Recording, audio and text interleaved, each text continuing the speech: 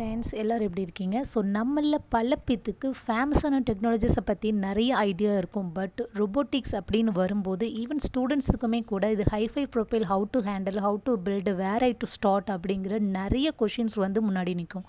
அது மட்டும் இல்லாமல் ரொம்ப ஜீனியஸாக இருக்கிறவங்க தான் ரொபோட்டை பில்ட் பண்ண முடியும் அப்படிங்கிற கான்செப்ட் எல்லாம் ஓடிட்டுருக்கு.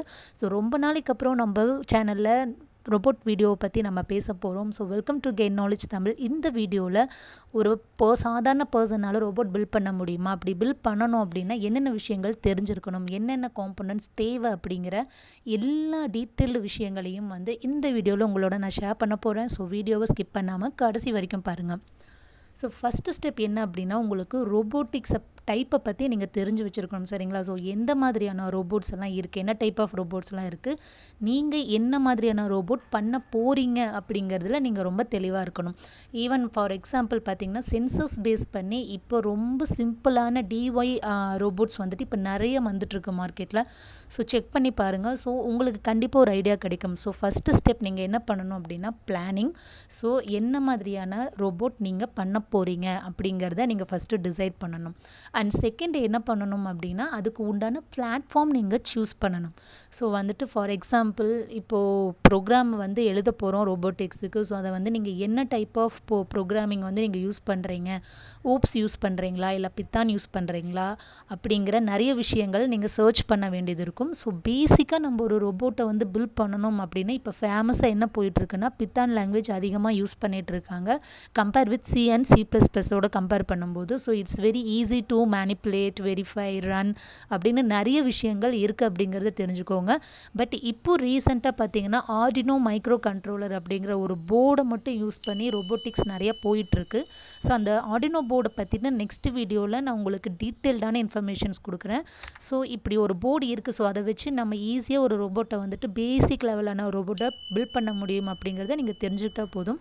ஸோ இப்போ நீங்கள் செகண்ட் ஸ்டெப் என்ன பண்ணணும் அப்படின்னா, என்ன மாதிரியான பிளாட்ஃபார்ம் நம்ம யூஸ் பண்ணணும், C++ஆ அப்படிங்கிறத நீங்கள் தெரிஞ்சு வச்சுக்கணும். ஃபார் எக்ஸாம்பிள் பிளாட்ஃபார்மா, கோடிங்கா அப்படின்னா என்னங்க அப்படின்னு கேட்டிங்கன்னா, ஒரு எக்ஸாம்பிளுக்கு சொல்கிறேன். இப்போ நான் ஒரு ரோபோட் நான் வந்து பில்ட் பண்ண போகிறேன். ஸோ அந்த சின்ன ரோபோட்டோட மெயின் ஆக்ஷன் என்ன அப்படின்னா, ஒரு ஃப்ளவரை வந்து எடுத்து எங்கிட்ட வந்து கொடுக்கணும், ஓகேங்களா? ஸோ அதுதான் வந்துட்டு டாஸ்க்கு. இப்போ அதுக்கு நம்ம எப்படி ப்ரோக்ராம் எழுதுவோம் அப்படின்னா, மெயின் ப்ரோக்ராம் கண்டிஷனை மட்டும் நான் சொல்கிறேன். இப்போ இஃப்லூப் யூஸ் பண்ணி கூட நம்ம பண்ணலாம். இப்போ ஃபார் எக்ஸாம்பிள் இப்போ see object equal to flower, பார்க்குற ஆப்ஜெக்ட் ஃப்ளவருக்கு ஈக்குவலாக இருந்தால் ஃபஸ்ட்டு ஆக்ஷன் என்ன பண்ணணும்? So just pick and give to the person அப்படின்னு இருக்கணும், சரிங்களா? சப்போஸ் அப்படி இல்லை, அந்த condition not equal to object அப்போ ஃப்ளவர் அப்படின்னு இருந்தால் எல்ஸ் ஸ்பாட்டில் என்ன வந்துடும்?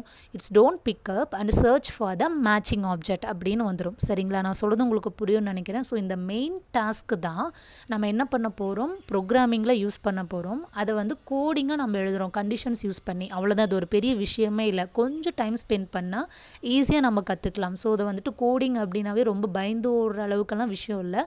தென் ஸோ டாஸ்க்கு பொறுத்த வரைக்கும் நீங்கள் செலக்ட் பண்ணுற டாஸ்க், அதாவது எந்த கண்டிஷனுக்காக நீங்கள் ரோபோட்டை பில்ட் பண்ணுறீங்களோ அந்த கண்டிஷன் அந்த ரோபோட்டோட டிசைனுக்கும் நீங்கள் யூஸ் பண்ணுற பிளாட்ஃபார்ம், அதாவது ப்ரோக்ராமிங் லாங்குவேஜுக்கும் வந்துட்டு ஆப்ட் ஆகணும் அப்படிங்கிறதுல ரொம்ப கவனமாக இருக்கணும். நீங்கள் கொடுக்குற அந்த டாஸ்க்கு கண்டிஷனாக எந்த ப்ரோக்ராம் யூஸ் பண்ணி ஈஸியாக மூவ் பண்ண முடியும், ரைட் பண்ண முடியும் அப்படிங்கிறதையும் நீங்கள் பார்க்கணும். தென் அது உங்கள் ரோபோட்டோட டிசைனுக்கு ஏற்ற மாதிரி அது ஆப்ட் ஆகணும். நீங்கள் வந்து ஒரு ரோட் ரோலர் மாதிரியான ஒரு ரோபோட்டை செட் பண்ணிவிட்டு அது வந்து ஆப்ஜெக்டை பிக் பண்ணணும் அப்படின்னு நீங்கள் வந்து கண்டிஷன் பண்ண முடியாது இல்லைங்களா? ஸோ ஐடியா உங்களுக்கு புரியும்னு நினைக்கிறேன். ஸோ நீங்கள் பண்ணுற டாஸ்க் அந்த condition main concept of the robot it's must be equal to or opt or accept to the design and also the coding அப்படிங்கிறதுல நீங்கள் ரொம்ப கிளியராக இருக்கணும்.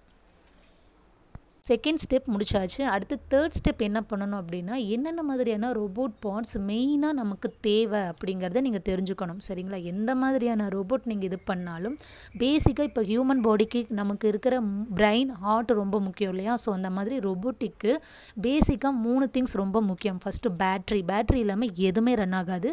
ஸோ பேட்ரி, ஸோ 3 பார்ட்ஸ் இருக்குது, battery and micro controller and micro processor. So micro controller அப்படிங்கிறது தான் it's the intermediate device. அதாவது for example இப்போ ஹியூமன் பாடியில் எப்படி நம்ம வந்துட்டு பார்க்குற விஷயம், நம்ம தொடுதல்னால உணர்கிற விஷயம், ஸோ அதையெல்லாம் வந்துட்டு ஒரு டைப் ஆஃப் அனலாகாக நமக்கு என்ன பண்ணுது, இது டிரான்ஸ்ஃபார்ம் பண்ணி எப்படி பிரெயினுக்கு சென்ட் பண்ணி திரும்ப பிரெயின்லேருந்து இது இந்த ஆப்ஜெக்ட் தான் நமக்கு எப்படி ஐடென்டிஃபை பண்ணுறோமோ அதே மாதிரி தான் ரோபோட்டுக்கும் இந்த மைக்ரோ கண்ட்ரோலர்.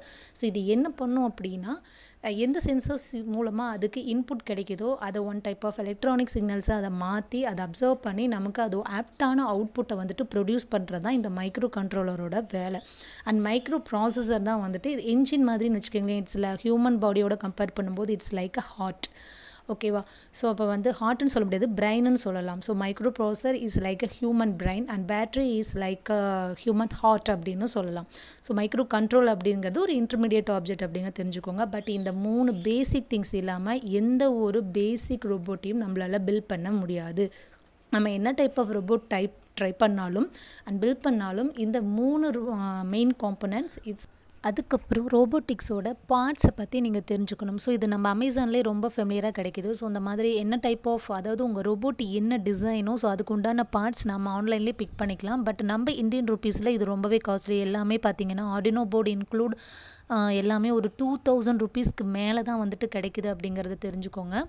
அண்ட் மட்டும் இல்லாமல் இந்த பார்ட்ஸ் எதை பேஸ் பண்ணி இருக்கும் அப்படின்னா, நீங்கள் ஃபஸ்ட்டு பிளான் பண்ணுறீங்க இல்லைங்களா? ஸோ என்ன டைப் ஆஃப் ரோபோட்டிக்ஸை வந்து நீங்கள் பில்ட் பண்ணுறீங்கன்னு பிளான் பண்ணுறீங்க பார்த்தீங்களா? ஸோ அதை பற்றி தான், அதை பேஸ் பண்ணி தான் வந்துட்டு இந்த ரோபோட்டிக்ஸோட பார்ட்ஸ் எல்லாமே வந்துட்டு நீங்கள் யூஸ் பண்ணுற மாதிரி இருக்கும்.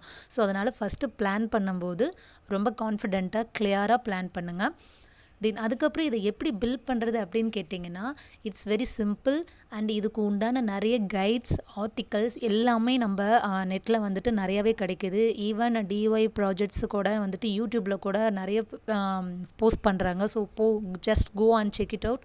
அது மட்டும் இல்லாமல் என்னால் முடிஞ்ச அளவுக்கு நானும் வந்துட்டு ஒரு ஓன் பில்டிங் ரோபோட் முடிஞ்சால் நான் வந்துட்டு உங்களுக்கு லைவில் நான் வந்துட்டு கண்டிப்பாக போடுறேன். அண்ட் இந்த வீடியோ நான் போடுறதுக்கு ரீசன் என்ன அப்படின்னா, ஃபெமிலியராக ஒரு ரோபோட்டை பேசிக்காக எப்படி நாம் ஹேண்டில் பண்ணணும், ஒரு ரோபோட்டை வந்து பில்ட் பண்ணணும்னா அட்லீஸ்ட் நமக்கு என்னென்ன விஷயங்கள் தெரிஞ்சிருக்கணும் அப்படிங்கிறத உங்களோட ஷேர் பண்ணணும்னு நினச்சேன். ஸோ அதுக்கு தான் இந்த வீடியோ. அண்ட் அது மட்டும் இல்லாமல் என்ன அப்படின்னா, நீங்கள் செலக்ட் பண்ணுற பிளாட்ஃபார்ம் வந்துட்டு நம்ம ரோபோட்டிக்ஸ் கொடுக்குற டாஸ்கோட ஒத்து போகிற மாதிரி நீங்கள் செலக்ட் பண்ணணும், சரிங்களா? ஸோ அந்த கண்டிஷனை நம்ம இந்த லாங்குவேஜ் யூஸ் பண்ணி ஃபுல்ஃபில்லாக நம்ம பண்ண முடியுமா அப்படிங்கிறத நீங்கள் வெரிஃபை பண்ணிக்கணும், சரிங்களா? இப்போ 4 ஸ்டெப் முடிச்சதுக்கப்புறம் 5th ஸ்டெப் நீங்கள் ஜஸ்ட் வெரிஃபை பண்ணணும். பிளான் வந்து பண்ணிட்டீங்க, பிளாட்ஃபார்ம் சூஸ் பண்ணிட்டீங்க, மெயின் பார்ட்ஸ் நீங்கள் வந்து இது பண்ணிட்டீங்க, காம்போனன்ட்ஸும் செலக்ட் பண்ணிட்டீங்க. 5th நீங்கள் என்ன பண்ணணும், ஜஸ்ட் ஓவராலாக நீங்கள் வெரிஃபை பண்ணணும், சரிங்களா? அதாவது ஆப்டானது அக்செப்ட் ஆனதுக்கு தான் நம்ம வந்து சரியாக கொடுத்துருக்குறோமா, ஆக்ட் ஆகுதா அப்படிங்கிறத நீங்கள் கண்டிப்பாக செக் பண்ணணும். ஸோ அதுக்கப்புறம் தான் நம்ம என்ன பண்ணணும், ஃபினிஷ் பண்ணிவிட்டு அவுட்புட் வந்து செக் பண்ணணும். ஸோ அப்போ தான் நமக்கு அவுட்புட் வந்துட்டு ஈஸியாக கிடைக்கும், சரிங்களா? இப்போ ஒரு ரோபோட்டை வந்து நீங்கள் பில்ட் பண்ணணும்னா ஃபஸ்ட்டு நீங்கள் ரோபோட் டைப்பை செலக்ட் பண்ணிவிட்டு அதுக்கு என்ன டாஸ்க் அப்படிங்கிறத முடிவு பண்ணணும். அதுக்கப்புறம் அதுக்குண்டான சூட்டபிள் பிளாட்ஃபார்ம், அந்த டாஸ்க்கை கண்டிஷனாக எந்த ப்ரோக்ராமிங் லாங்குவேஜில் நம்மளால் கன்வெர்ட் பண்ணி கொடுக்க முடியும் அப்படிங்கிறத நீங்கள் பார்க்கணும். அதுக்கப்புறம் அந்த ரோபோட்டிக்ஸோட பார்ட்ஸ் அண்ட் காம்பனன்ட்ஸ் எல்லாத்தையும் நீங்கள் கலெக்ட் பண்ணணும். தென் அதுக்கப்புறம் அதை பில்ட் பண்ணணும். மோஸ்ட்லி பில்ட் பண்ணுறது வந்து ரொம்ப டிஃபிகல்ட்டாலாம் இருக்காது. ஸோ கேபிள்ஸ் யூஸ் பண்ணி மைக்ரோ கண்ட்ரோலரையும் நீங்கள் அதர் பார்ட்ஸ் ஆஃப் ரோபோட்டையும் வந்துட்டு நீங்கள் என்ன பண்ணணும்னா ஜஸ்ட் ப்ளக் பண்ணால் போதும்னு நினைக்கிறேன். ஸோ அந்த மாதிரி தான் நான் கண்டென்ட் வந்துட்டு கலெக்ட் பண்ணியிருக்கேன். ஸோ இது வரைக்கும் ரோபோட்னா என்ன, அதை எப்படி பில்ட் பண்ணணும், அதை பண்ணணும்னா நமக்கு என்னென்னமான விஷயங்கள் தெரிஞ்சிருக்கணும், என்னென்ன பொருட்கள் தேவை அப்படிங்கிறத பற்றின ஓரளவுக்கு இன்ஃபர்மேஷன் உங்களுக்கு பேசிக்காக இந்த வீடியோ மூலமாக கிடைச்சிருக்கும்னு நான் நம்புகிறேன். ஸோ கண்டிப்பாக இந்த வீடியோவை லைக் பண்ணுங்கள், ஷேர் பண்ணுங்கள். இது பற்றின எக்ஸ்ட்ரா கமெண்ட்ஸ், டவுட்ஸ் இல்லை ஏதாவது பாயிண்ட்ஸ் இருந்ததுனாலும் கமெண்ட் செக்ஷனில் சொல்லுங்கள். ஸோ இந்த வீடியோவை நீங்கள் சப்போர்ட் பண்ணுறதை பற்றி இது ஓரியன்டான நிறைய வீடியோஸை நான் ஃப்யூச்சரில் போட முடியும். அண்ட் தொடர்ந்து இந்த மாதிரி நிறைய விஷயங்களை தெரிஞ்சுக்க நம்ம கெயின் நாலேஜ் தமிழ் சேனலை சப்ஸ்கிரைப் பண்ணுங்கள். And thank you for watching.